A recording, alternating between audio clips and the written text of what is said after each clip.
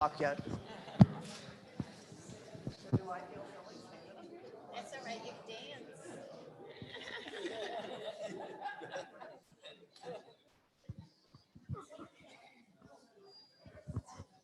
I'm waiting for the cue. Can I go?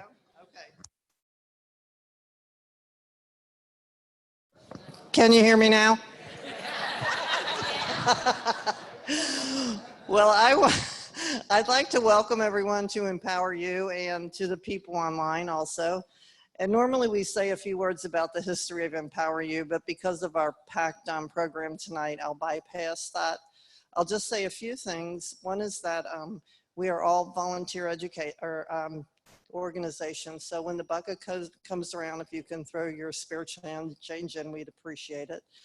And when you ask a question, please wait for us to give you the microphone so the folks online can hear also.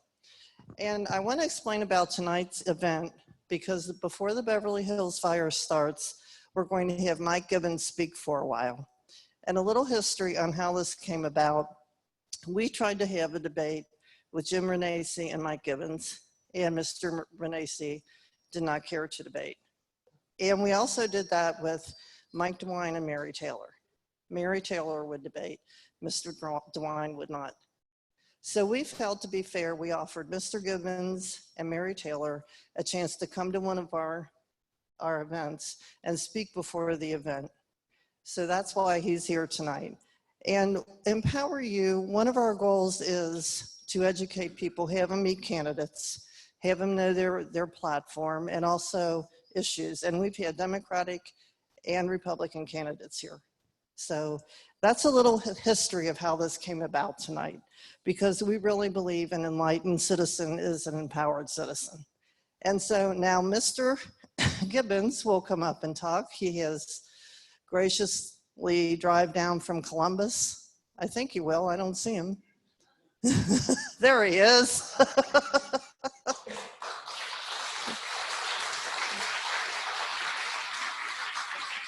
have this. Oh.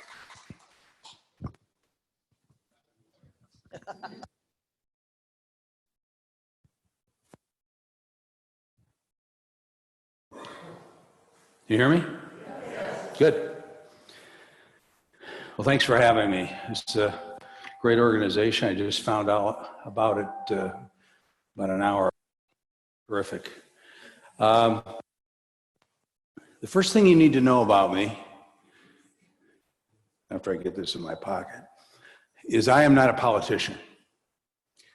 I am a businessman and a conservative. And for the last 25 years, I've been throwing things at my television set. And usually I'm throwing them at Washington career politicians. And I decided to do something about it. I believe that these people run for office, get into office, and begin running for re-election the next day. And they listen to lobbyists, they listen to Senate leaders, and they say, you've got to vote this way, I'm not going to help you get re-elected. Well, I want to tell you, that is not going to happen with me. As far as I'm concerned, I'm going there for 6 years. I've talked about career politicians. The worst of the bunch is a guy named Sherrod Brown. And he is the person I would face in the general election. Sherrod Brown has been in office for 44 years.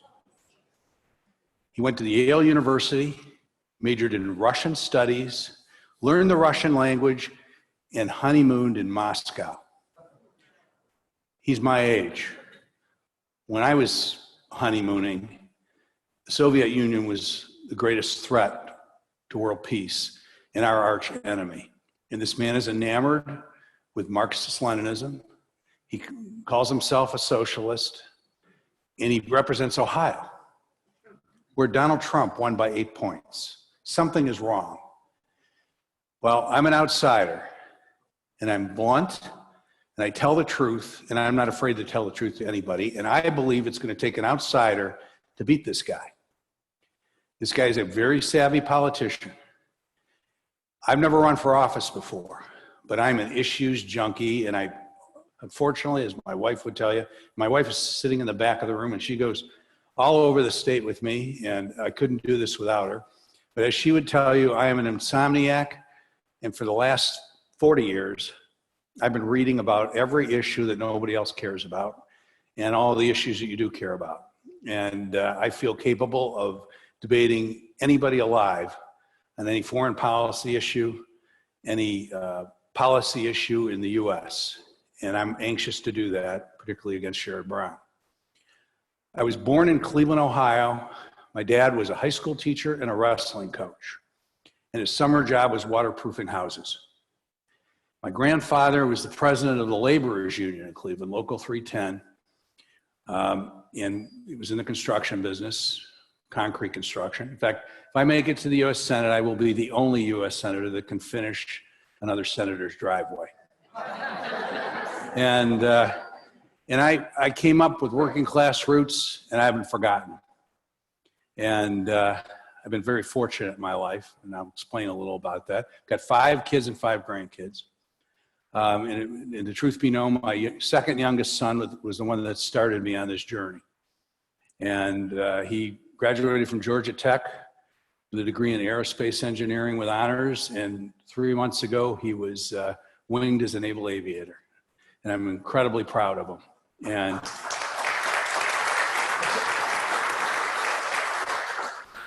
so I graduated from a little high school in Cleveland called St. Ignatius. As I mentioned, my dad was a coach, so everything was about sports. And I then went on to college here in Ohio, Kenyon College, graduated with degrees in political science and economics. I went there on a full scholarship and went from there to business school at Case Western, where I got an MBA, again on a full scholarship. While I was there, I had an internship with an investment banking firm called McDonald and Company, where I learned my trade. While I was there, I went to night law school at Cleveland Marshall. Got my law degree. Never practiced today, I'm not a lawyer, but I did graduate from law school. That internship gave me the opportunity to learn about a business I didn't know existed. In fact, when I grew up in Parma, Ohio, and we didn't even know a businessman. It was a working class suburb, and I learned my trade over about 14 years. And in 1989, I started an investment banking firm in Cleveland called Brown, Gibbons, Lang. And we are one of the larger middle market investment banks in the United States now. And in fact, a recent industry survey, we are among the 4 most well-known, well-recognized names in middle market investment banking in the United States. When I started that business, everybody told me, Mike, you can't possibly do this in Cleveland. And it sounds very similar to what I'm hearing right now. Mike, you can't possibly win this because you've never run for office before. But we are winning this. And just like we built that company, I'm going to win this election. And hopefully when you're done hearing what I believe, you'll vote for me. I said I was blunt. This is where I stand. I believe that business creates jobs, not the government. And I believe that they create a lot more jobs when taxes are lower. And I think families do a lot better when they take more of their paycheck home. I think the government is too big, too powerful, and too intrusive. And if we don't stop spending, this country is in serious trouble. And we're going to have to stop spending, even if I have to go to Washington and fight the Washington wing of my own party. I am pro-life without exception. My mother was adopted. It's not even a debate for me. I believe that the Second Amendment was written to preserve our rights to fight against tyranny. I don't think it's about AR-15s. I don't think it's about concealed carry. I think it's about keeping this the longest lasting republic in human history. And I will never vote to weaken the Second Amendment. I believe that if you want peace, you prepare for war. And through the 8 years of the Obama administration, we did not do that. We're the greatest fighting force in the world, yet we've let our equipment and our technology lag. We got to fix that. I don't think if you come to this country illegally, you should ever have a path to being a citizen. That sounds pretty radical. But how do you take somebody that came here illegally and reward them? You don't have a nation if you do that. So I have ruffled a few feathers in Washington. And I did it when we did not pass repeal and replace. I believe that our Republican politicians promised us that they would do this. This is a healthcare system that will bankrupt this country. In the bare minimum, we should have repealed it. We could have come up in 2 years with something to replace it with. We didn't do what we said we were going to do. And unfortunately, I made a bit of an enemy in a guy named Mitch McConnell. And I can tell you that Mitch McConnell's now a never Gibbons guy.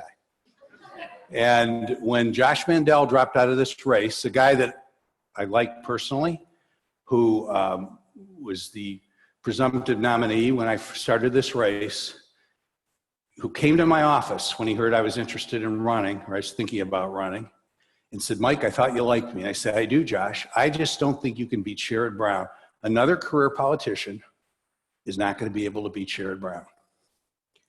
And Josh dropped out, and Mitch McConnell began interviewing people to run against me.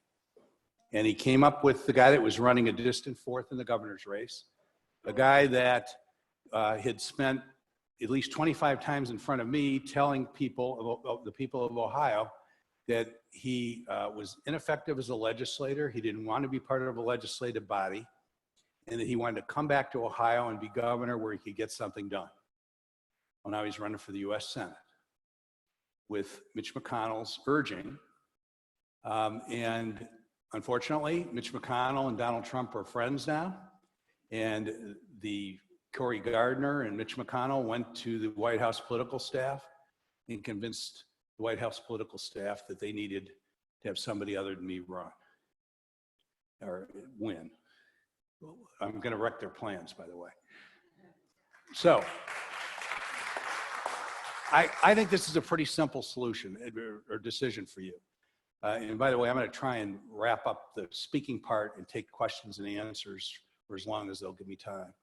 I think it's a pretty simple decision. I am a conservative. I'm a philosophical conservative. I read a book called Constitutional Liberty by Friedrich von Hayek in my sophomore year in college. And I suddenly realized I was a conservative. I've read the left, I've read the right, and I've become a conservative because conservatism works. The left and what they espouse does not work. So I'm the conservative, and we have another guy named Jim Renacci, who is a conservative when it's convenient. Now, he's voted conservatively, he's a Republican, but let me tell you a few facts. And by the way, my campaign only deals in facts. I said when I started I would never lie, and I'm not going to start now. Jim Renacci caucuses with a group called the Tuesday Morning Group. That is the left wing, or Tuesday Morning Caucus. That is the left wing of the Republican Party. He was one of the founders, and they have given a contribution to his campaign. Jim Renacci was one of 42 Republicans that voted for the Obama transgender bill. Jim Renacci's grades with any conservative think tank you can think of, and I know for a fact, Eagle Forum, Heritage, Club for Growth, his scores are in the 50s and 60s. I will not be in the 50s and 60s. I will be right around probably where Jim Jordan is. Now,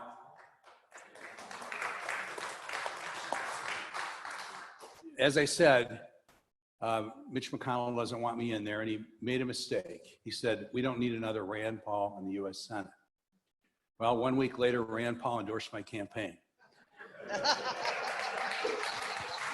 And if you're around next week, he's going to be over in Claremont County with me, helping me win some votes and raise some money.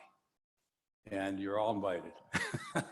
So thanks for your time. I'd love to take some questions if Mike, we can take about 2 questions because Right. we're running really close. Sure. Did you put this? No. Does anybody? Yes, have ma'am. Wait a minute, I'll come up here with a mic. A mic so you can ask Mike. I read that you were involved with helping people who were addicted to drugs. That Yes. You have a connection. Could you tell us about that? Well, I was an investor. I own a number of businesses. And you know, when you build one business, you start thinking, hey, I got to do something else. And I have a home health care business, and the person that came in and turned that around convinced me if she could turn it around, that I should invest in a new form of drug addiction relief. And we have been very successful. And what I'm going to give you an opinion. I don't believe the people that are talking about the addiction crisis really want to stop it. And I know that I'm not a conspiracy theorist, but I've watched every single person that's looked at us at this system walk away and say, it's voodoo, go back to a system that is unsuccessful. 5 and 10% success rates, we're achieving success rates north of 80%. We use some nutrients along with more traditional therapy, and people are walking away without cravings and staying off of drugs. And if you have any interest in that, I'd be glad to give you a card and you can talk to these people. It's something I'm going to have to get out of before I go into office. Okay, I'm sorry, we can only take one more question. We have a packed house. Hey, how you doing? We all know that, you know, the party that's in power every year that they lose seats in the Senate or the House, you know, and we know that Donald Trump won the state by over 800,000 votes. And Sherrod Brown won the 2016 and 2012 election, you know, fairly comfortably. How can you convince those voters who, I voted for Obama in 2012, but I voted for Trump in 2016 in the primary and in the general election. How can you convince those voters that, you know, I vote for you, or to convince voters that who voted for Brown in 2012 and voted for Democrats in the past, you know, these Trump voters who, you know, usually don't, you know, might not vote in midterm elections, but will actually come out and vote, you know, because history says that, you know, it's pretty unlikely for, you know, a party on the opposing side to lose a seat in the Senate. Well, it is typically a tough time for the party in power in a midterm election. I agree with you. Every once in a while, there's an outlier. And we have a guy that's been in office 44 years. I can tell you, when I say I'm not a politician and I don't like career politicians, I usually get applause on that alone. Democrats feel the same way you do. I've got a union background. I grew up with the union leaders. They aren't going to endorse me, but they're voting for me. I can tell you that. I happen to have an Irish name. That should mean anywhere from 50. In Cuyahoga County, which wins the election for most statewide Democrats, that should mean 50 to 100,000 votes. I've been told that over and over again. I've grown up and lived in Cuyahoga County. I've been active in civic affairs throughout my career. I was just resigned from being vice chairman of the sports commission. I've been involved in all kinds of things for many years. And people are just finding out that the Mike Gibbons that's running is the Mike Gibbons they know. And we're getting a great response. When you talk about enthusiasm, I can tell you this. Our supporters right now are the only people that are enthusiastic because they want to get rid of career politicians as badly as I do. And I've got a lot of support. And I want to ask you for your support. We have signs here, and signs matter because I can tell you this, that name recognition is the big problem in this election. There's slightly less than 50% that don't know Jim Renacci or Mike Gibbons. You can change that by putting a sign on your front lawn. And please, on May 8th, check off Mike Gibbons when you go to the voting booth. So thank you very much. Let's give Mike a round of applause. Thank you. I'm not too good at this. Can you guys hear me now? I'm not good at this. I've been doing it long enough. Thank you, Mike. We appreciate you coming down and speaking tonight. And I think he's going to hang around for a while. And now Betty's going to come up and introduce our speaker tonight, who's going to talk about the Beverly Hills Fire, which is what we've been waiting to hear about. Thank you. You know, I don't like the Pope much. Before I introduce our speaker, we do have a book for our door prize tonight. It's the Inside the Beverly Hills Club Fire. And this is Wayne's story. He's going to be talking about this tonight, but he's going to go beyond this book. So I'm going to ask somebody here on the front row. Georgia, would you pull a ticket for me?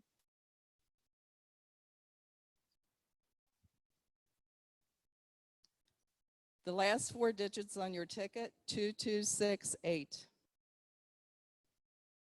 226 upstairs. Okay.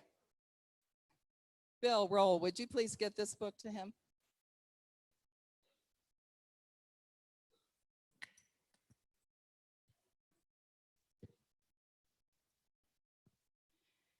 "17-year-old Wayne Dammert entered the Navy in 1954, returning home in 1957. Unable to find work, he became a dealer at the Southgate Kentucky Club when it was an illegal mob casino. He worked there until 1961, when reformers cleaned up northern Kentucky and shut it down. In 1965, he went to work with A.M. Harris as a design draftsman, where he was working when the club reopened in 1971 as Cincinnati's classiest night spot. Wayne returned to the club to work part-time while still working at A.M. Harris.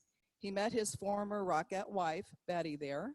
As Captain Mater D, he collected autographs and pictures from many Hollywood comedians, singers, dancers, etc.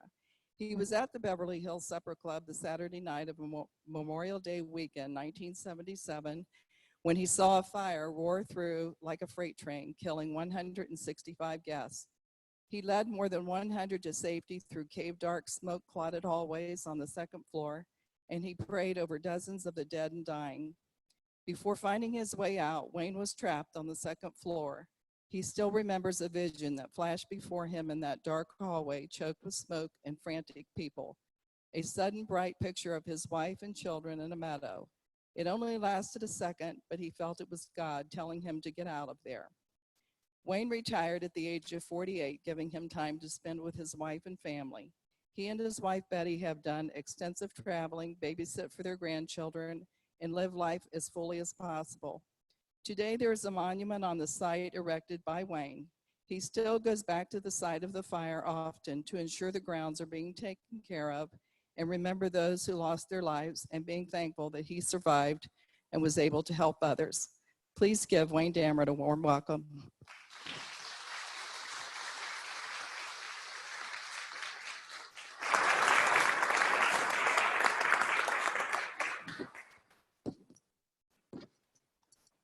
She told you most of what I was going to tell you. Okay, I'm not maybe in order here, but I'll just tell you my story. She said I got out of the Navy in '57, and I played golf at Summit Hills with a couple. I was having trouble getting a job. There weren't many jobs around, so we belonged at Summit. And so I played golf one day with two of the guys that were the big bosses. And I said, Mr. Todd, I wonder if I could get a job up there. Yeah, be up there tonight and see Mr. Goodhart. I didn't ask questions. Fortunately, I wore a sport jacket and everything. And the first thing that night, I was standing next to Jerry Lewis. And he was there before. Usually not much action happened back in the showroom and the casino until the show was over, okay? So he was back there early, lost a quick $700 and left. So for 3 nights, I watched the other dealers to learn. So on the third, the fourth night I was dealing, and I've dealt with people like Stan Musial and just a whole lot of people like that. You saw a lot of different people. There was a girl in the movie, The Greatest Show on Earth, and one night I was dealing cards with her. She was a beautiful girl. I don't remember her name, but it was really exciting. You just saw all kind of people up there. So after a short time, they put me on the bingo. So every night except Saturday, they had bingo, 10 games and whatever. One night even had Ted Kaczewski on the stage to watch. I got to watch, and that was pretty neat. But after a very short time, I started calling the bingo every night. So that was pretty interesting, except Saturday. So as soon as the show was over, I would go on the stage. So one night, Carol Channing was coming on. She said, how you feel, hon? I said, not too good. So she gave me a pill. Well, I felt better after I took that pill. One night, one of the Andrews sisters, while I'm getting everything ready on the stage, and she's walking by in her like a fur coat. It was summer. I said, what are you doing in that fur coat? So she turned around. Nobody was watching us. And all she had was a little nightie. She wanted to play bingo. So a lot of stuff like that happened up there. I was born in Northern Kentucky on May 22nd of 1936. And I went to Dixie High School. Went in the Navy, like she said. I became an aviation electrician, and I worked on fighter jets, and then I worked on trainer planes. I was in Cuba in 1955, early in the year. and our pilots and that were getting ready to go on the carrier, to the Intrepid. So I was on the beach all by myself. You had to climb down a little cliff to get there, and I had a little time, and we had cleared a little area out. It wasn't any Myrtle Beach right there. So I'm watching one of our planes, and the land's back here, and the runway's there. So he come over here, and I'm watching. I'm only on there, and he blew into a million pieces. These things happen to me. I've seen a lot of things. So I got up there, and there wasn't anything left of him but his belly. So I was 18 years old. So those things happen. But anyway, I've been on a lot of carriers and that, and just some for short times and everything. So that's my Navy career. At the Beverly Hills, like I said, I developed blackjack, and I did that for 4 years till naturally it was illegal, and I think Kefauver and that probably came along and got it closed. But one night, I was getting ready for the bingo, and this showgirl, I had to walk through the bar. She said, "Would you like to go out with one of the girls?" And I said, "Well, I'd kind of like to see her first." And but they were all beautiful. So she pointed out my wife, and I almost fell over. I couldn't believe it. So accidentally, about 4 days or 5 days later, another dealer and myself, I had a little old boat, and we ran into the mayor of Falmouth, Kentucky, Max Goldberg. He had an old cruiser. He had all the girls on there. Well, here she was. So she jumped on my boat, and we've been together for 60 years.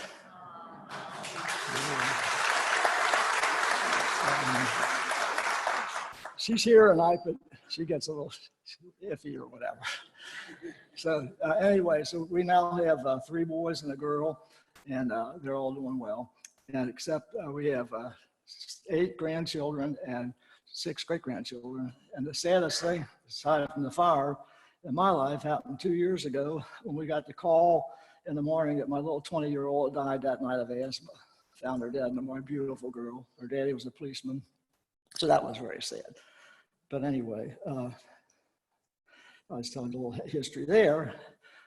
Betty had danced in Radio City as a rockette, danced on Jackie Gleason's show. She toured America for Jackie Gleason and June Taylor, danced in nightclubs in Reno and all over America, Dominican Republic, and Europe, 3 or 4 different cities in Europe. So that was her. And then she taught dancing for a while. And then however got her, I don't know. Okay. So that was that part of it. And it got closed, and I went into industry. I became a design draftsman, first at General Electric, where I drew up some jet engine parts and whatever. And then I went to work at the end of the Western Hills Viaduct for a small company that made tanks for distilleries and chemical plants, Procter & Gamble, all these companies. And I was able to go into all those and see what they needed, help quote that stuff, and then make the drawings and buy the materials. Small company. So that was very interesting. Some of the people that I saw at the Beverly Hills, I'm going to look at some of my cards, were, I said, Carol Channing, Tony Bennett, Jimmy Durante, Guy Lombardo, Liberace, Dean Martin, Jerry Lewis, Frank Sinatra, and a lot of people like that. They all come there. Okay. Now, that closed, and I told you I went in the industry. But the Schilling family bought the property, beautiful property, and you probably all know about where it was at. And they rebuilt it. They were really good at design, things of that nature. So they rebuilt it. Mr. Schilling, he'd go all over looking for stuff, chandeliers, whatever. And they had paintings on the wall that were hand done, and the roses and the flowers that would stick out. It was just, really fantastic. The only thing is there wasn't enough fire alarm access. Okay. It was, like I say, they remodeled it. So it burned right before opening in 1971. And just about the same time the Lookout House burned, conveniently. And they had owned the Lookout House. And I was raised right at the Lookout House. So it burned, got it out, and it burned some more. So the gang burned that too. They burned that. But anyway, it might have been unions. I'm not talking about unions, but it may have been them that burned the Beverly Hills because they found a gas can right in the middle, and that was in 71. And Mr. Schilling said, well, that's it. But then he said, no, it's not it. I'm going to rebuild this thing, which he did. So I went to work with him right off the bat. And I became a banquet captain. They wore a tuxedo and kind of ran. It was getting so busy you couldn't believe it. One night when Frankie Valli was there, the line started as a long hall from the showroom back out to the front, and then up to the bar, and then out the front door. Well, I noticed it wasn't my job, but it was too. I noticed the line really getting long. So I walked there, and the bar was packed. People, just packed. I said, whoa, whoa, whoa. So I got them straightened out and lined them out down the stairs to the front door. And I said, nobody else is going this door. And they started lining about 100 or more feet down the driveway. But every one of them got in to see him. And the same was true with John Davidson the night before the fire. It was packed. And I saw a friend, a clerk of Pendleton County was there. And she was in line. I knew she couldn't get in. I said, oh, wait a minute. And I went and I saw some friends with some empty seats, so I got them in there. But that night also, John was coming out this small hall, and there was still a lot of people out where he was going to go. I said, John, where are you going? He says, I want to give this to my sound man. I said, you can't go out there, it's packed. He said, he told me what to do, and then when I got done, he said, now you tell me exactly what I said. So anyway, so I did that. I like to play tricks on people, and I'm only going to tell you a couple because of time. But I had a friend, Fred Cianciola, a violinist, who lived in Western Hills, and his family were 9, 10 kids. They were all talented, and he was very talented. So, and he liked the girls, naturally. So one night, I had a party upstairs of 21 girls, young ladies. And Fred came up and back in the back hall where we would wait, you know. And I says, Fred, hold on a minute. I got to do something. I had some champagne there. So I went in the room and I says, girls, Mr. Cianciola, the guy, orchestra violinist, wanted to give you, one of you, he saw, took his eye, a drink. So, oh boy, they're all looking, you know. So I said, here she is right here. I just picked the girl up. Boy, she emptied her cup. And I poured it, oh, you know, all this kind of stuff. So I went back to Mr. C. I said, oh, I'll be right back again. So I took the whole bottle again. I said, girls, Mr. C wants everybody to have a drink. Whoa, they went nuts.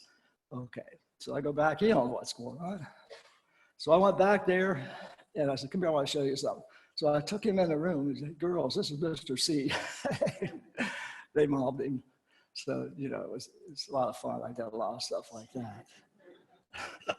I wasn't very good. Okay, I told you about Frankie Valli. Now, we never had any training there at all. It's just a beautiful place. They kept adding on to it. They had the old showroom, which was the, I can't think of the name of it right now, but that was the old showroom where I did the bingo and all that. It held, well, that night there were 450 people in that room. It was the bankers in Northern Kentucky and Greater Cincinnati. They had, and 2 other ladies did get killed in the fire. They had the garden room, the garden rooms were dining rooms for you and me and whoever, you know, a la carte dining rooms. It was beautiful because the whole back of that thing was glass, the top. And I said all these beautiful chandeliers were in there. And they held about 500 people probably, 5 different rooms in there by the end of it. The showroom held about 1,000 people. It didn't officially, but there were about 1,000 people there that night. And I had 220 people upstairs. There were 50 people in the bar and hundreds of people all over, maybe 2,300 people, possibly or more. So that was that night. And it was very busy. John Davidson always drew a lot of people. And one thing I've heard, my friends have all heard, is, oh, we were going to be there that night, or my mother was going to be there, but we couldn't get tickets and all that, you know. So we heard that a lot, but that's just part of life, okay? So there weren't enough exits in the place, but it was beautiful. Just a beautiful place, okay? I don't know if any of you been there. Okay, yeah, good. Good. I was there a couple times. Okay, I'm going to tell you about the night of the fire. I'm going to tell you one story I shouldn't tell you. I will. The night before the fire, I was leaving there about 2:30, and that was a Friday night. And right when I was going through the bar, there was a couple of higher employees at the bar, and there was a pretty lady in a white lace dress, like beautiful. I think her husband was a doctor, I think. Right when I got there, she winged a beer bottle as far and hard as she could down through the bar. And I said, hey, I don't care whose friend you are, you can't do that or you're out of here. Well, it was Ronnie Schilling's friend. He had taken her girlfriend back to see John Davidson and not her. Okay, so he came back out with her, the other girl, and she's roaring and out. Oh, I want the phone, I want the phone. Well, you're not using my phone, you know. So I says, come on, I'll take you. I took her out to the front office, and she calls her husband. He hung up on her. It was Rick's birthday, Rick Schilling, and there was a birthday cake on the desk. So she called the guy again, he hung up, she went crazy. She's winging everything off that desk. She's ready to get the cake. I saved that. I grabbed her around the waist. I'm taking her out. She tried to throw the TV on the thing that was on the top of a thing there. I got her in the hall. I put her down on the floor. I said, don't you make another move. So Ronnie said, what's going on? I said, she's going crazy. So what happened was the next night he was waiting for me. He says, I took her home last night. So I wasn't going to tell you that, but that happened. Anyway. But anyway, it was a very busy night. And like I said, there were a lot of people there. There always were. And I had 220 people upstairs that night. And there's two ways to get up there. Real narrow stairwell in the back, and then the spiral staircase comes up right from the zebra room. The bottom of that, it's all open in there. So it was very busy. I had, like I said, 90 people from the Afghan Hound Club of America. So there were people from all over. They had trophies and everything. They were in upstairs 3, 4, and 5, 4, 5, and 6. And then the other three rooms up there, you can make 6 rooms or whatever, or 2 rooms, but not one big room. So the other room was a Cincinnati Choral Group. It's a group of black people, well-to-do, nice black people. There was 120 of them. And one person says, there's only going to be 90 of us. It was crowded in there. Oh boy. So we took 3 tables out. Okay. Well, to come up, there was 120 people there. So we got to get all that back, and it wasn't easy. So we did that. And I think they had an orchestra in there too, in that room. And they were right at the top of the staircase. Okay. So we're getting all these done. And my party of the Afghan Hound had a L-shaped table, which was a buffet, and the girls took care of the other side upstairs. And I got the call that I had to go take the check to the zebra room. So what was in the zebra room was a party of about 20 people. It used to be a closet. That's why it was called a zebra room. It was a beautiful room. And so anyway, I went in the kitchen, I got the bill, and I went into the room, and Shirley Baker, who was the waitress in there, was cutting the cake. And I'm busy, I'm kind of busy, and I'm looking, it's 25 till 9, and I'm standing right under this sconce, right under it. Okay, so she got the bill, and once again, I said, hey, but you want the bill? No, I don't want it. You like the bill? No, I don't want it. Yeah, whatever. I didn't smell anything, feel nothing, anything, right? So I went on about my business, and we had a large salad bowl, which I couldn't find when I took to the party that I was about to serve the Afghan Hound Club. So I finally went in the walk-in box in the kitchen, I found it, and I took it up, and it was only a few steps from here to there where I was going to put it down. And Fran Oakes told me, Wayne, there's a fire in the zebra room. I was just there, just a few minutes ago. I saw smoke coming around the corner. Yep, there was a fire. So I ran over and I put that down, and I yelled, everybody out, get out the back. Go out the back, because I knew the zebra room was bottom of the stairs. You couldn't possibly go that way. And the back almost looked like that wall, but there was a door in it, you know, that if you were told, you could see it. So there were 90 people, they all turned and started going that way. And I went down through there to make sure they all did. And at the end of that, and it was the L shape of the hall that came up there, and where the smoke was starting to come. There was a black guy there, and they had been modeling. They had 27 people modeling. I didn't see. They had 27 people modeling whatever clothes, whatever they were doing. So this guy had a coat he was modeling, and I said, "Get out of here! Get out of here!" He looked, "Get out of here!" And he turned around and saw what I saw. His eye about that big.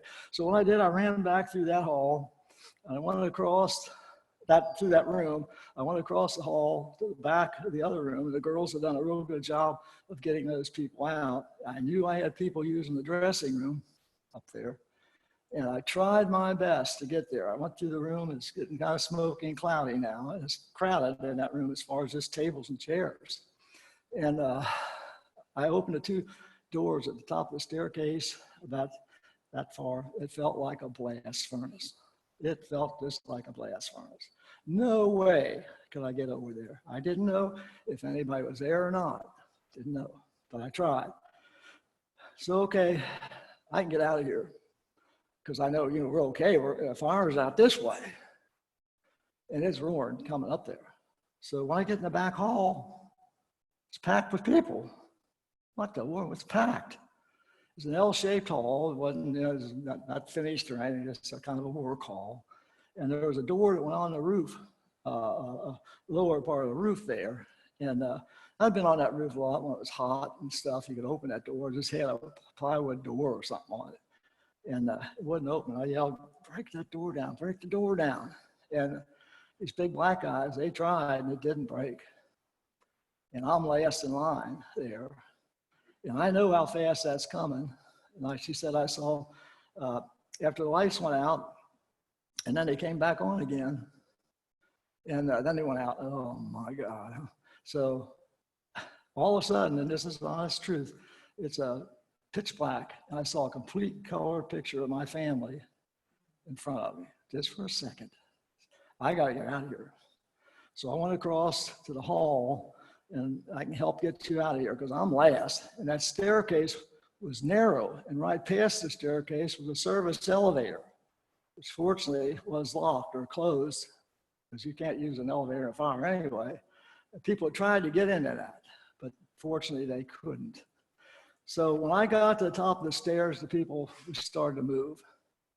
So I went down, I went through the kitchen, and some of the cooks were standing on tables and that, and I was able to glance into the big room where the finance people were at. And this is black in there. And then I went out to the back, and I ran around front because I wanted to try to get back upstairs and the door open to see if we could get the people. You're going to see a picture, I think, after a while. I'll get to that in a minute. And so there's a fire truck sitting there. I don't know what's happening anywhere. I know what's happening where I was. That's a big place. So I asked the fireman, and he said, "No, Chief said we got to be in the back." So another truck came right up, and I grabbed an axe off of there, and I grabbed the fireman, he had all this stuff on already, and he got a ladder. We went under the veranda in the front, and we put the ladder up on the short roof that we want to come out. Well, I went over there first, and when you get over, it's the wall's about that higher than the floor. So I helped pull the fireman over, and then we had to go over another one like that, and we got to the door, and he hardly even touched it, and it opened. But as we were getting up, there was already pitch black. And when he opened that door, just solid black poured out on us, solid black. So I figured, and Scotty Schilling, one of the owners, had followed me up there. So I think there's nothing, that's all I can do here. So I got down off the ladder, and I went under the veranda, and there's a lady laying at the far, as you go up the hill, the far right corner, beautiful girl, probably about maybe 35, pretty blue dress on, and her husband or boyfriend, whatever, said she's got a heart problem. Well, she probably was dead because they all died of I'll tell you about a gas. So a life squad just got there, and we picked her up and we put her in there, and then they said, "We got to go, that's all we got room for." I said, "No. You're not going anywhere yet. There's a lot more people there. Now I said, "No, you're not going anywhere."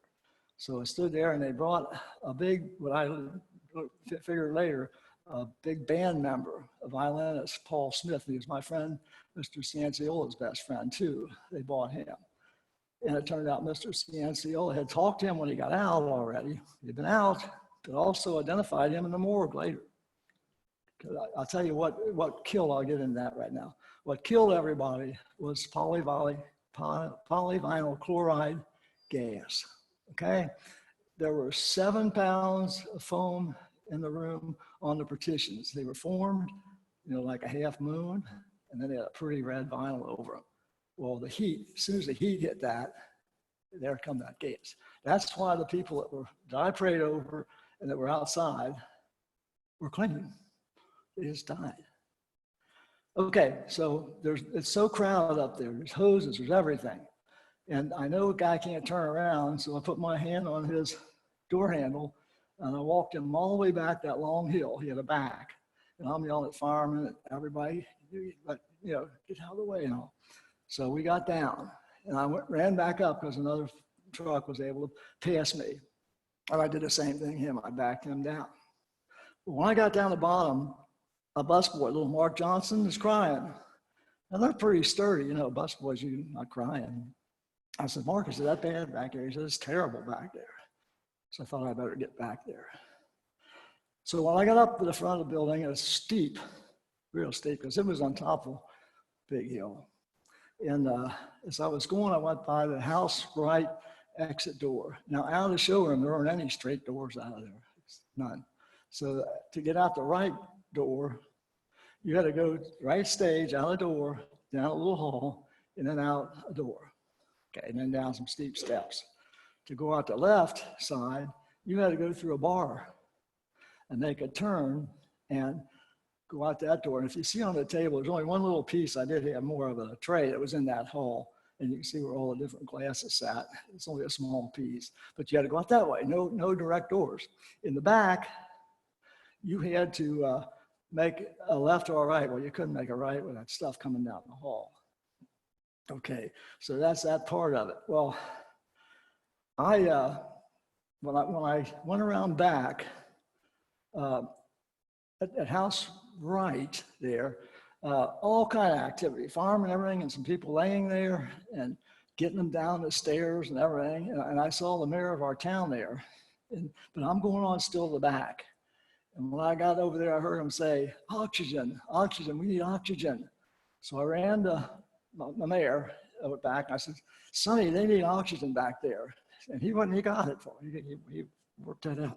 Well, I got in the back, and there was a lady about 65 laying there. Once again, in a blue dress. And her husband's sitting there by her, big guy. He's in a state of complete shock. And I said, sir, let me see what I can do. That's right at the door where they're coming out, the stage left. Let me see what I can do. And I was going to start to breathe in her mouth, and just happened, my doctor, Braun, happened to be there. There was a group of doctors there that a surgeon had brought him out like they do for a dinner. And they happened to be there, so that helped. He said, no, Wayne, she's dead. Can't do anything. So I thought, I'll comfort this guy. So I took his jacket off and laid it over her head. And I kneeled by him, and I put my arm around him. I said, sir, your wife's with God now. And you be brave, you be brave. And when I'm doing that, something dropped on my legs because I was kneeling there. This lady's body. They just pulled her out and dropped her on my legs. And they said, get her out of here. So another guy and I picked her up, and she started moaning. And so we didn't know, but we ran and we saw where these doctors were, and we started to lay her down. And this one doctor said, get her out of here, she's dead. But she's moaning, get her out of here. Well, see, it was that gas, he knew that, see. They all looked fine that got out, okay? So I carried her back into the garden there. There were bodies laying all over the place. What do you do? And then in front of me, which is the back of the building, you can hear bottles popping and portable bars with their tanks blowing up, flames shooting up in the air. So what do you do? So I asked a girl, waitress, are you religious? And she said, yes, I am. I said, would you pray over these bodies over here, and I'll pray over these. So I kneeled, and it was a nice warm night with the flames going there, and I kneeled, and they were all fortunately covered with one thing or another. But I would put my hand on the forehead and said, please God, take this soul into heaven. And I'd go to the next one, the next one. Years later, the chef told me, he said, Wayne, I was doing all right during the fire until I saw you in that garden praying over those bodies. He said, then that was it for me. But when I was back there still, a priest came along. His brother was a fire chief, Father Riesenberg. So I went with him, and he gave the last rites to everybody. And I yelled, is there anybody up there? Anybody? Yeah, up here. And there were about 6 employees around the table, big tablecloth. And there was a pretty Terry Rose, a little cocktail waitress was underneath there. And she had 2 little boys. I went to her funeral, but little boys. Later on, at some of the memorials, there one boy would be there, and I let him talk and everything. And so what did he do? He murdered his housekeeper, took her down to Grant County, and burned her body up. And he's now in LaGrange, and he always will be there. I mean, it just happens. But here's what happened now. Well, you want to see? I'll show you some pictures first, and I'll tell you basically what happened. If I can work this thing, I can see it up there. If it's going to work. Oh, I'm going the wrong way. Okay, that's the book I wrote.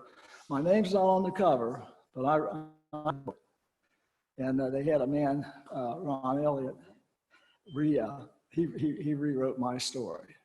Okay, so that's that. There's a picture of the club in the old days, the old gambling days. Okay, that's way back, that was before my time. And there's when the Shillings first bought it, they hadn't put all the siding and everything up there yet. Now there's after they got it fixed. And the second, I think about the second statue is where the zebra room was, where the fire started. Okay, and there's my wife. She's on the left, the second one on the left. And that was her. That's just about the day we met. Okay. She's out in the lobby. Maybe you can see her when you leave. She'll probably be ducking though. Okay, and she don't want me to say anything about her. Oh, there she is. Okay, that's just about the day we met. She's from New Jersey. That's just the club. And there's the upstairs. That's where I was at. You know, I remember I told you doors 1, 2, and 3, and 4, 5, and 6. And the 2 doors at the top of those stairs, they were swung open like. And by the way, I made that drawing. That's why I tried to get to the people who were in the dressing rooms over on the right side. On the right side. And the staircase at the bottom of that is where the fire burst out. I'm going to tell you about that. Okay, that's the second floor. That's the showroom. Okay, and there's some colored pictures back there of that too. There it is again. There were about 1,000 people in there. That's just the layout of the place. That's the showroom again, and the club again, and a beautiful garden in the back there. That's the zebra room where the fire started. And it started just inside the doors on the right, a few feet over and 8 feet up. And Shirley was at that little table on the left side there, right next to where it says zebra. That's where she was at. Now, 20 minutes later, the whole place was burning. And I was the last one there under any authority where that fire started, blasted out there. And the next day I was the first one in there with some investigator or whatever. So I was the first and last right there. But when we went in through that window that you see at the bottom there, it used to be a window that was all covered over now, but was still busted open from the fire. And we climbed through the false front up to get it up there. Well, the roof and the second floor are all laying there, and they were laying like this. Well, look, underneath that's a table full of dirty dishes not even touched. Now Stanley says, Chesley said aluminum wiring, but it wasn't. But anyway, because from about 3 feet or 4 feet up, it wasn't even burned in there, okay? That's the room I told you where the 450 people were from the Cincinnati Savings and Loan Group, okay? And they had a lot of trophies on the table there too, okay? And that's what the tables and that looked like in there. And that's what the fountain and the stairs starting up and the doors in the center there. That's where the fire in that room broke out. A friend of mine, Dave Brock, was standing there when he knew it was burning in there, trying to hold it in there. Buddy Bethel, busboy, come running down those stairs, leaped over that railing, and Dave Brock says, "No, buddy, no." Buddy pulled the doors open. That was it. It came out there, unbelievable. So he didn't mean to do that. Okay, so that's that part. That might be all of them, maybe. Oh, that's the same spot after. Now, you can't quite see it on there, but right under there, well, you can see it. Let me see if you can, not quite. You can see behind there, I have pictures that white lathing going up from the basement up, white lathing going up, pure white, and black, solid black going up to that, where that fire shot at. And in the basement, there were wires, loose wires sticking into different things, whatever. You know, we know that.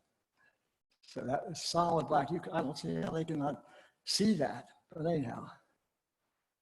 And that's zebra room, and the fire started right there. That's where that sconce was. Start right there. That's me in the black on the middle of that ladder. Now you can see already, I had just got there. You see the black smoke? I just got there that fast. So that gives you an idea. And that ladder stayed there the whole time. Okay. That's people leaving, and that's house right, dressing room. Went out there, and that's where I walked around, and where those three people are on the other side, and then you went into the garden. So that's that. That gives you an idea. Some people said they thought that guy in the blue was one that had something to do with the fire, but we don't think it was. Once again, there you go. The showroom was the one over on the right. There's people leaving, and you can see that stairwell again. That's from the highway. It wasn't a little far.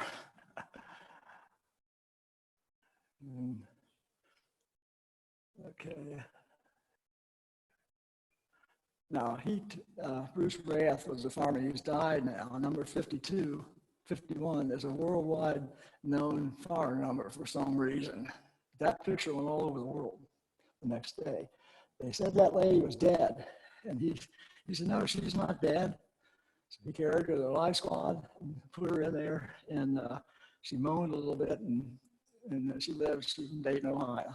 And there was a group from Dayton down there, so he completely saved her. But what was I think it was her or another one was in the front seat of the life squad, and looking to see on the floor in the back, it was her partner or something was laying there. All kind of stuff happened like that.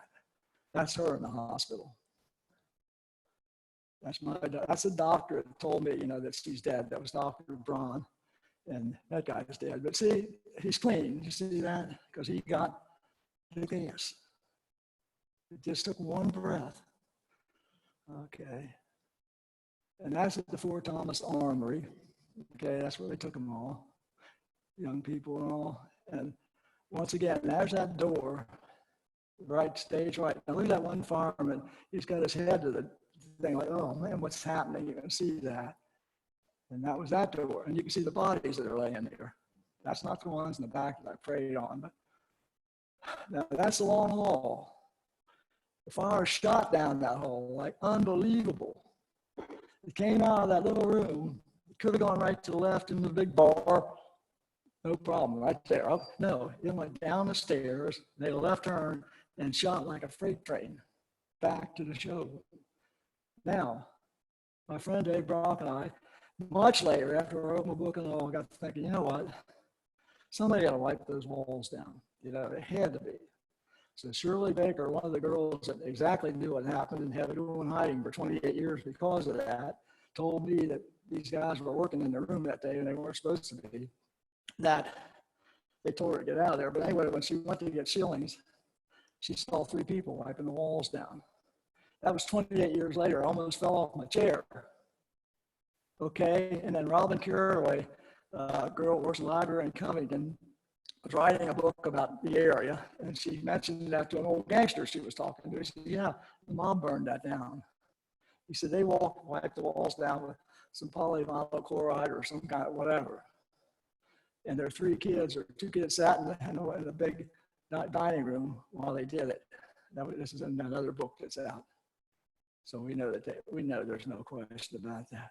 But I think that they meant for that thing to happen the next morning. That's what I think, but I don't know. I prayed there's some of the bodies back in the back. And that's at the morgue. I think that's it, yeah. Well, no, there's pictures. I got out. That's the stairs. You can't hardly see them, but they're the white part, and just over there, you'll see a stairwell going down. There's nothing left up there. There wasn't anything left up there where I was at, nothing. And I got down those stairs. So that's the morning after. And that's Mr. Stanciola. And there's the stairs, the door on the right. That's where I was at. That's the stairs I went down.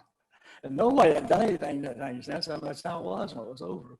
And that's the elevator on the left that I told you about. And that's down in the back of the building, and you can see that there's nothing left. And that's just me by the fire plug that's up there. And the Beverly Hills, and that's it. So anyway, I wish that it never happened, but it did. I was telling you, a month before the fire, Shirley Baker and Judy Holliday, 2 waitresses, were going into work, and Judy had to go in the bathroom, which is up just by the bar where you have to go through. So Shirley Baker was standing there, and she heard two guys talking to the shillings 1 month before, and they wanted to buy it. This is what happened in Northern Kentucky. I mean, this is what happened. We want to, we'd like to be your partners. No. Well, we'd like to buy the place. No. Well, you're gonna be sorry. Okay. So a month later, and I know there's been other stuff going on that I don't know through the shillings and that. A month later, Shirley went to work, and that's where she worked, in that room. And these 2 guys, they said they were from Rashidville, Crawford, which the shillings had fired the year before. Don't ever come back here. And what are you doing? We're working on the air conditioner. The air conditioner was a little vent in the ceiling, period. They had sconces off. They had all kinds of stuff. They were in there a long time doing that. Okay, so we know all that. And then after the fire, Judy, her partner, who lived by me in Alexandria, had a little 5-year-old boy. She had another son too. In that fall, he became missing, the little 5-year-old. And they have an above ground pool, and it hadn't been a cold night, there was a little ice on it. So hundreds of people went over looking for that little guy. And I, among others, looked in that pond really good. Kid never showed up or anything. Well, the next spring, Judy's neighbor called, Judy, your little boy's floating in your pool. And he wasn't even decomposed or anything. They had killed him, the same people. Now, the other girl had told you she had gone in hiding. She had a cell phone, but they didn't know where she was at, but they could get her on her phone. And she went way down to eastern Kentucky. And I think she even drove a school bus or whatever, but every once in a while they'd get a hold of her and let her know what they did. And you're next if you say anything. And I told you when she came out of hiding what she told me. So anyway, that's all of that part. And Stanley Chesley called me and told me to shut the F up, only he didn't use F. And he called me again that same week and said the governor was his buddy, that he wanted to know anything about the fire. And I was going to go to the FBI, but I happened to remember about the little boy getting killed right by my house. So no, I'll just let that go. And We did all kinds of stuff to try to prove that that happened, but no. The New York Times told me that if we did ever prove it, they'd sure want to talk to me, and I had a film crew from London, England, to my house too. But I did know when they were here that it was arson, and that was on the Learning Channel here and all over Europe and everything. That show was, and so it was kind of rough, really rough. But we know. Okay, I'm going to tell you some stuff here. It was the worst fire in the United States since July 6, 1944. And that's when 168 people were killed at the Hartford Circus Fire. You guys don't know that. And then I went to this place, I went to the fireplace and with my friend in Boston trying to prove it was arson, and we stopped by the Coconut Grove. The only thing that's there is a little bitty marker. And 491 people were killed there. Getting a little throaty. But I told you about Bruce Rath, the fireman that was holding the girl. Then there was a fireman, Ronnie Bridwell. He went in there, and what happened to the musicians, 7 of them got killed. I think one was out and came back in. But there was a little room off of the stage where they had their extra equipment and whatever. Well, a bunch of them went in there to get it, and they never got out. Ronnie went in there, Ronnie Bridwell, and to try to help what he could, but he didn't have any mask on. So he got really sick, and he lasted for some years, and he eventually died. Okay. Tiny Wayne Elementary School in Trenton, Ohio. I don't know if you know about that. They lost 6 teachers, which is 1/3 of their staff. Okay. Robert Zadak was a Cleves, Ohio volunteer fireman. He died helping others, and his brother identified him at the morgue. His face was blue, and a little blood was coming out of his nose and mouth. And he got a fireman's welcome funeral. Yeah, given the fireman's funeral. The Thornhill family lost 9 members of their family.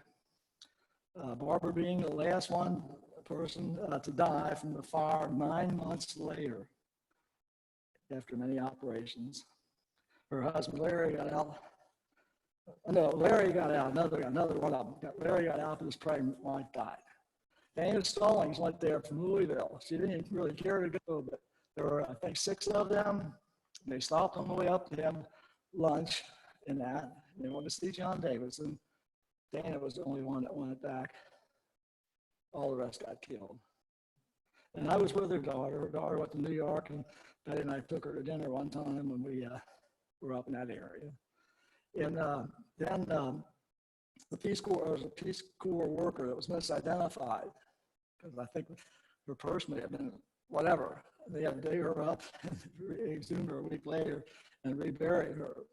And there was a lady missing after everybody pretty much was identified, and she was from Lexington, Kentucky. Okay. Well, during the fire, when she got killed and burned up, but her leg was under a table. Okay. So she had a shoe on there, and they had an identifying number or whatever on it, you know how to.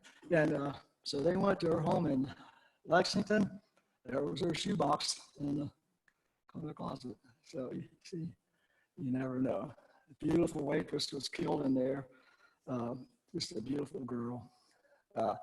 And aside from what I told you about, but anyway, and her daughter and I have the fund money for the club. There were fire departments arrived fast, naturally. And by the way, one interested spectator there was George Clooney. And I had made good friends with George over the time because he played basketball twice a year against my son. He's from Augusta, where most of my family was from. In fact, his parents went to all my family members' funerals when they died. But there were 24 fire departments there. There were Boone, Canton, Campbell, Hamilton, Ohio, and approximately 522 firefighters and participated in the fighting of the fire. Then let's see, after the fire, where I got that. What happened after the fire? Oh, here it is. one of the Schilling boys, he tried a couple times to kill himself. Not a direct member, but his mother was married to the Schillings. He tried finally, he was successful in DeVue Park at the golf course. He was able to kill himself. And then my little Mark Johnson, I told you about Mark. He was murdered in Covington. There was I don't know if you all ever heard of the book Syndicate Wife, but anyway, her brother dealt cards with me. When the things closed here, I was the only person in the whole area that didn't go to Las Vegas. They all went, they all became bosses, and they're all dead because of all the smoke and everything. So I was the only one that didn't go out west. But her nephew was Steve Wilson, he was a busboy. And he was this way. He had two boys, two sons, but he liked boys and girls. So up in Trenton, he got caught in the woods with two guys, and they mutilated him and went and burned his house down. And his aunt was a syndicate wife.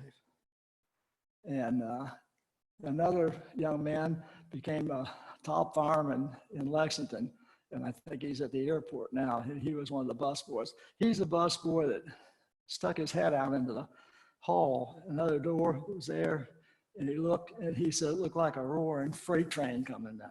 And actually, there was a door, if you went straight and not into the showroom, there was a door at the end of that. And a family from Indianapolis, the guy was blown out the door, and his back got all singed and everything. It was just really unbelievable. Now, I got to tell you real quick, I don't know how much time I got here.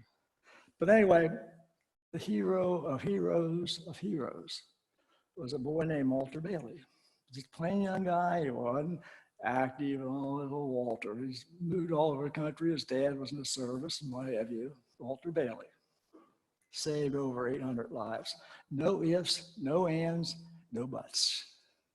He saw what was happening, maybe before it blasted out, okay? He went down and he told the people, the bus boys in the two different rooms of Viennese that were being used, get your people out of here, quick, but get them out to the back, two of those rooms. One of them was where the doctors were. That was one of them, okay. He gets back to the showroom, there's Pauline. She's running this big showroom, you know, Pauline.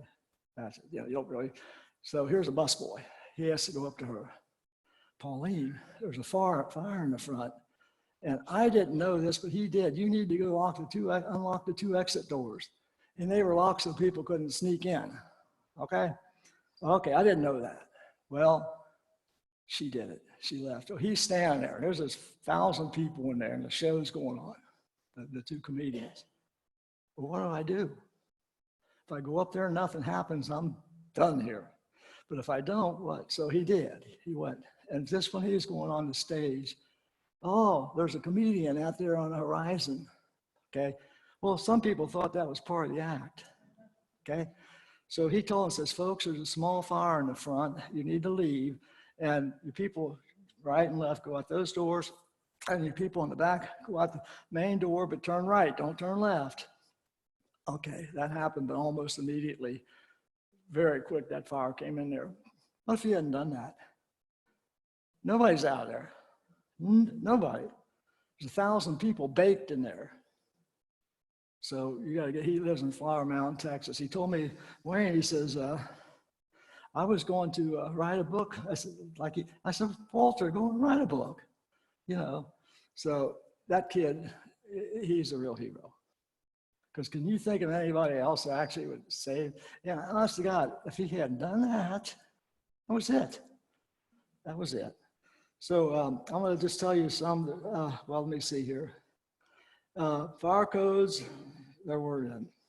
The laws weren't reinforced. No smoke alarms, no sprinklers.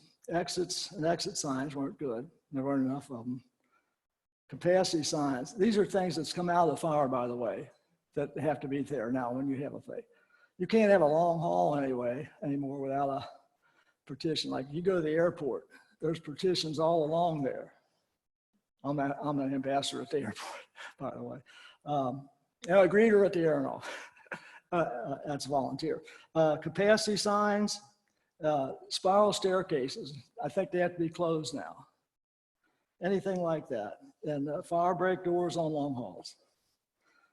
Nick Clooney, I got a little thing, I'm going to read it here. As I was working at the club, I became very complacent. I never even thought of fire. You know, you're just working there, right? Nobody else did either. You must always be made aware of your surroundings.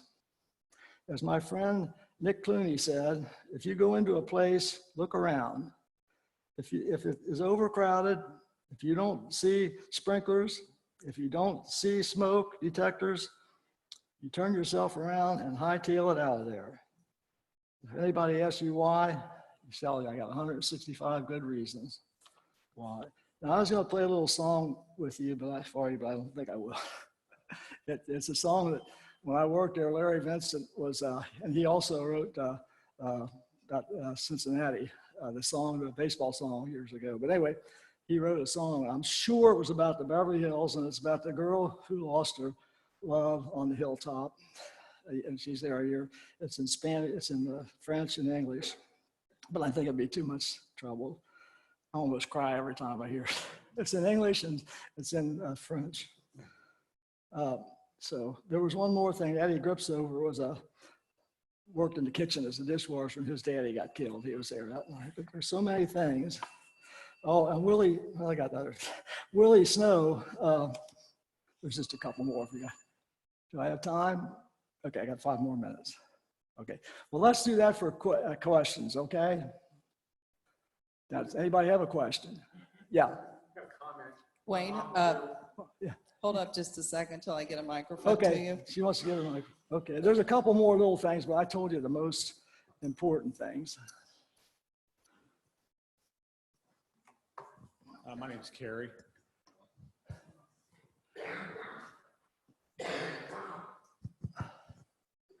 Okay. My name's Carrie. My mother was there with the savings alone, Okay, yeah, and the busboy came into their room. yes, I'm not sure what room it yeah, was, mhm, but the busboys told them that there was a union issue and they had to leave. And yeah, they led them out through the kitchen, and she Yeah. saw a little bit of smoke, yeah, okay, but she was told it was Yeah. a union issue, just Yeah. go outside. yeah. That was lucky. There were 2 people when they're killed, and they were in the restroom, I think. But yeah, okay, yeah. Anybody else? Wayne, do you want to play that song? You want to hear a song? Okay. You got to hold the microphone. It's in French and it's in English, okay? And my friend wrote it. It'll come on here. Come on.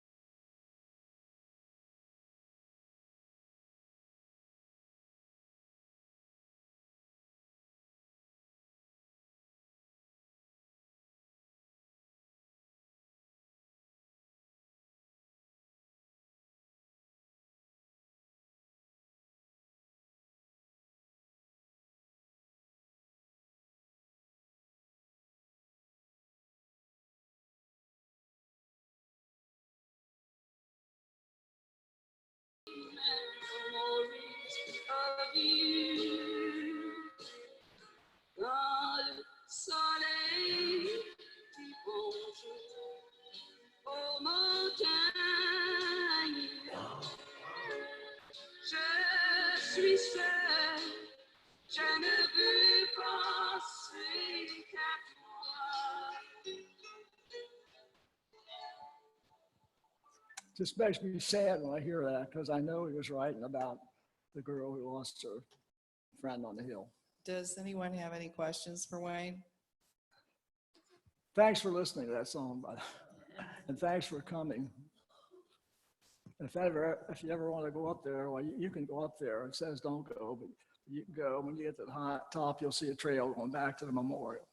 So I'm not doing it, since I'm getting a little older, I'm not going back there as much as I did, but it's so windy up on the top of that hill there. We've had flags come down, crosses come down, you name it.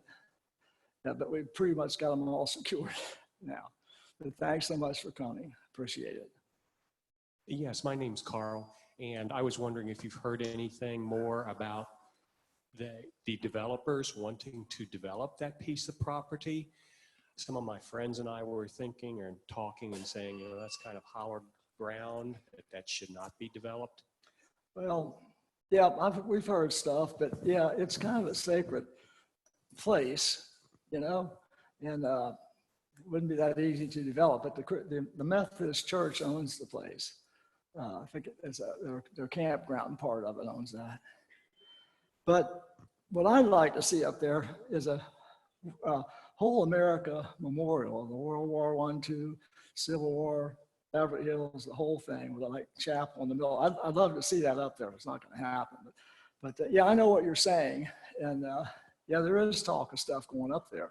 It's a beautiful spot, beautiful spot. It's still 165 people got killed up there. What happened up there after the fire? These shrub weeds grow. That you see, they grow about 8 feet all over, right? They grow like crazy up there. Well, then the trees started coming. Well, then that shaded all them out, and they're all laying there dead. But there's still a lot of stuff, the club's still laying up there, like, yeah, so anyway. But you can go up there and someday if you wanted, they won't say anything to you. So anyway. We have a question over here. Okay, yeah. I've heard some speculation that it could have been arson, and if so, what would the motive be behind the arson? Okay, there's no question. Yes, it was arson. There is no question. Why? Because mob wanted to take it over because they were doing good. That's what happened in Northern Kentucky, and I don't think it happens anymore. But if you read some books, it's full of those kind of things. One club, the guy found him in the spring after his place burned. In the winter, so icy and everything. He just laid in there that whole time. But they would come in and they say, "We understand you're for sale." No, we're not for sale. Yeah, you're for sale. Well, if you didn't sell to them, you might become this and you might not, but your place is going to burn down. It's gone. No question. That's what happened to Beverly Hills. I could tell you that. It burned in about 1936. A man named Pete Smith owned it. It was a casino, and the mob, they didn't know about Beverly Hills. They were out of Cleveland. They knew about Coney Island's had stuff and everything. Somebody said, "You never went to Beverly Hills? What's that?" So they went and they saw it, and they tried to buy it. No. So he rebuilt. Mr. Smith did. Okay.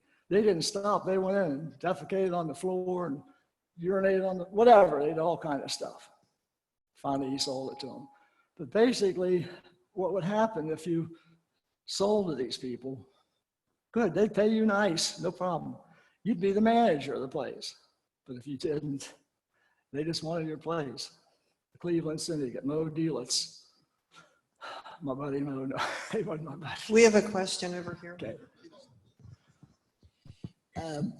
I'm convinced also that it was the mob. And I used to work over there in Northern Kentucky. Okay. And do they have any clue as to who was involved? I know they know the people that were putting the fire Yeah. accelerant on the walls. Yeah, they do that. Yeah, right. Did That's they, in that other book. could they, yes, could they bring charges against them? And They're not going to. It's too long now, and it's just a long story. We don't know why. Well, Stan Chesley has a lot to do with it. I told you what he told me, but don't think, we know it was arson, and the two guys that actually did it are both dead now, that actually did the work, set it. oh, they do know who said, well, wasn't it there a timer in the basement? Well, honey, that's what I figure. I really figured that. They found a timer, didn't they? I'm not sure that my friends know a little bit more than I do, okay? But I thought maybe that's what it was. Who wants to kill that many people? I think that they meant for it to go off in the morning, and that's just what it is. But there's no ifs, ands, or buts about it. It was arson, period. And they just won't let us prove that. So. Wayne, we have 2 online questions back here. Okay. Okay, the first question, we have an online viewer who's noticed that the memorial site seems to be closed. The public is wondering if there are any particular days or times when it's open to visitors. The whole thing is beyond our limits. You're not supposed to go up there, okay? Signs all over says you're not allowed to go up there, okay? But people go up there all the time. They just go up there. I've been up there 1,000,000 times. And you can go up, they're not gonna say anything to you. Just park at the bottom and walk up. Yeah, they won't say anything, although you're not supposed to, but just say, look, I want to go up and see the memorial. They're not going to say anything. The flag needs some work right now, but I'll have to get up there and do that. Yeah, but you can go up. Okay, we have another online listener is wondering if anybody thinks that the site is haunted. Has the site ever been investigated for paranormal activity? Never heard that, never noticed anything like it. I mean, you see deer track and stuff like that up there, but anything like that. No, I have a friend that's done a whole lot of work. He's a rogue scholar, really. He's a gay guy, which is, a lot of people are, right? But he's afraid to go up there because of that, but he still goes. And he goes through the middle of the night. He goes at all times. So he's never seen anything up there. He's so smart that he can't keep a job. He always wants to tell people how to run their place. You can't do that. Yeah. Just a second, we'll come with the mic so the Okay. folks online can hear you. By the way, he's the one that built the statue of Christ, which is really nice. Well, back in the 70s, a lot of people were still smoking, and you could smoke in dining areas, walking down the hallway. Yeah. So if they had accelerant on those walls, it's possible just somebody smoking a cigarette could have set that thing off. Yeah, you mean to set the fire off or the alarm off? Yeah, even if there was a timer and all that, it might have went off just from careless smoking. Yeah, it could. That could happen. As a matter of fact, you all may know it, but to show you just what you're talking about, I volunteer at the Air and off, right, since they opened the place. But the other night, we had the King and I, and it was Sunday night, okay? It was 6 o'clock. The show, the doors were going to open in just a couple minutes, and the show starts 7:30 on Sunday night, or 6, it was whatever it was. But just a little bit before we opened the main doors, all the front was all packed, this packed. Roop, roop, roop, fire. There's a fire in the building. Now, we know that's no drill. They can't. It's the real thing. So we had to get 2,300 people out on the street. That's what happened, a malfunction in the sprinkler system, see? So yeah, that could have happened there too. But yeah, that happened Sunday night. And then the show was about an hour and a half late getting started. So, but it was still good. We have 2 more questions back here online. Yeah, okay. I have one person who says their parents were at the club to see Foster Brooks a week before, but came back early because the mother started feeling very uncomfortable, claustrophobic, calling it a fire trap. Wondering if you ever felt uncomfortable working there. No, I didn't, because I didn't think about it, but yeah, that is true, absolutely, because what I told you, Nick Clooney said, it was overcrowded, no doors, you didn't see any doors, it's nice looking, but yeah, no, I didn't ever think that, but very possible that a lot of people did, yeah, absolutely. Because, yeah, absolutely. Another listener was wondering why the place was bulldozed after a couple of days. Was that later investigated to figure out why that was done so quickly?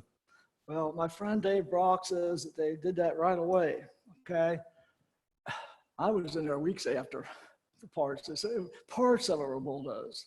Yeah, it might have been because they were looking for bodies, but people were able to go downstairs and everything for weeks and weeks after that. So if it was bulldozed, there wouldn't have been any downstairs to go to. So it was cleaned fairly fast, but I don't think any faster than normal. That's what I think. In fact, I got some pictures back. Well, this one picture here is after the fire, nothing was happening. So it didn't happen immediately.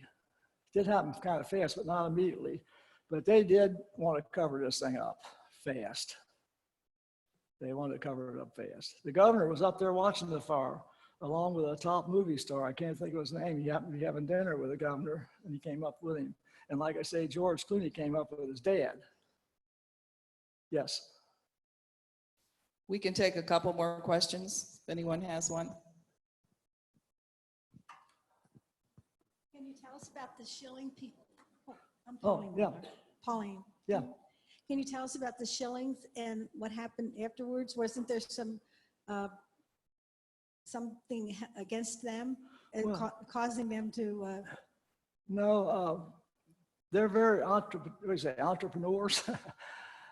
They didn't like the fact that happened. There's no question about that.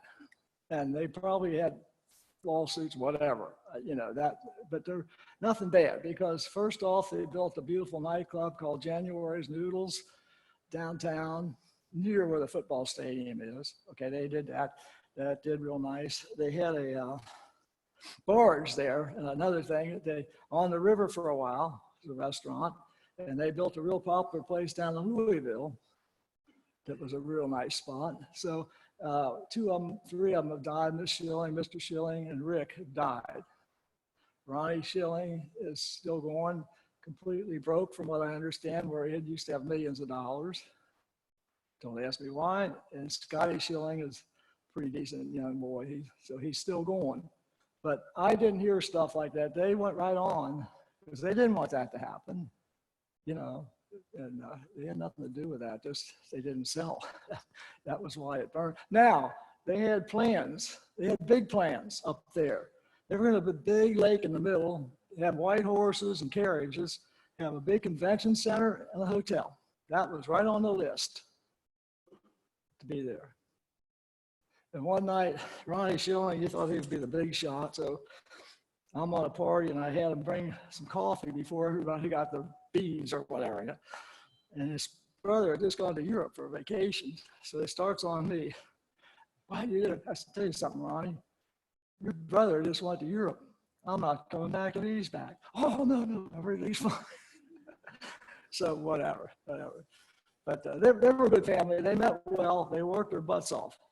You could see them overnight a lot of times cleaning every little thing on the chandelier and what have you.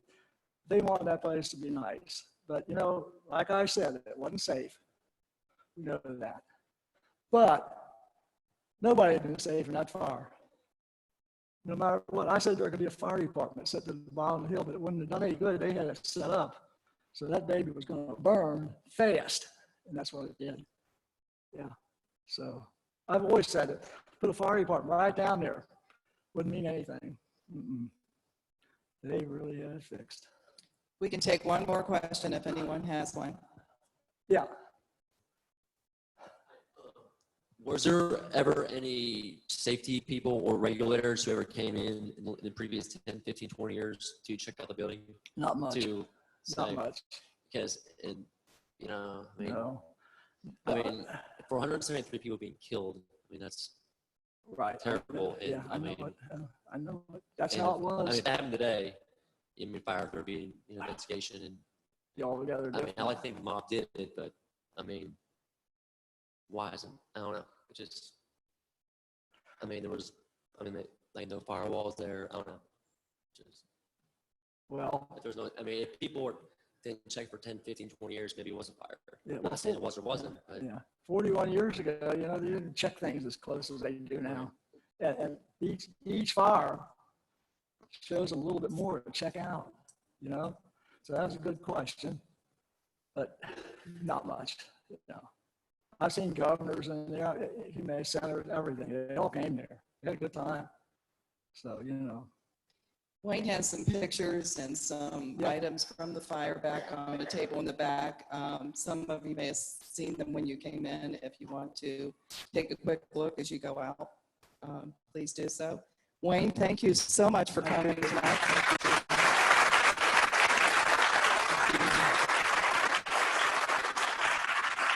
Appreciate it. It just as a reminder, our last class is this Thursday. It's Ron Wilson in the Garden. So sign up and come. And then our ending event is next Wednesday here on the property. So we hope we'll see you there then also. Thanks for coming.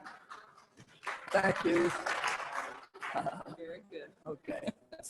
I got a couple things, times I didn't know what to say.